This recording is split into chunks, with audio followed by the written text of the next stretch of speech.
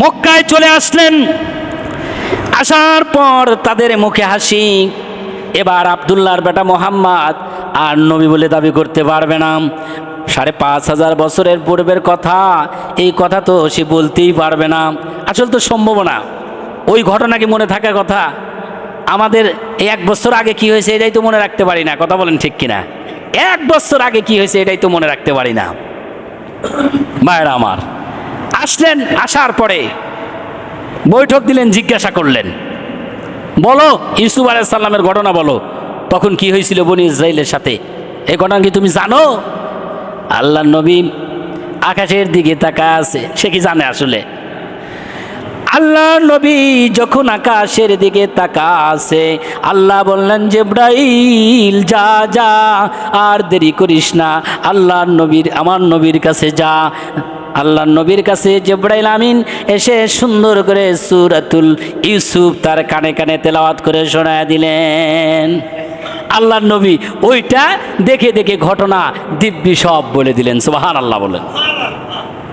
তারপরে কয়, হ্যাঁ আসলে নবী না, এলো জাদুকারী, যা করে সব জাদু করে। এটা হলো যারা বেঈমান, যারা শয়তান, এরা কখনো যতই সত্য কথা তাদের কাছে প্রকাশ করেন না কেন, তারা কখনো বিশ্বাস করবে না। যেরকম বিশ্বাস করে নাই আবু জেহেল, যেরকম বিশ্বাস করে নাই আবু লাহাব, যেরকম বিশ্বাস করে নাই উতবা সাইবা ওলীদ ইবনে মুগিরা, এরা যেরকম বিশ্বাস করে নাই, আজকেও সেই আবু জেহেলের প্রেতাত্মা নাতি পুতি আছে না নাই? তারা আজকেও বেঁচে আছে, তারাও কোরআনের আইনকে বিশ্বাস করবে না। আপনি যতই ডক ডক ডক ডক করে খাওয়াই দেন না কেন, বিশ্বাস হবে না।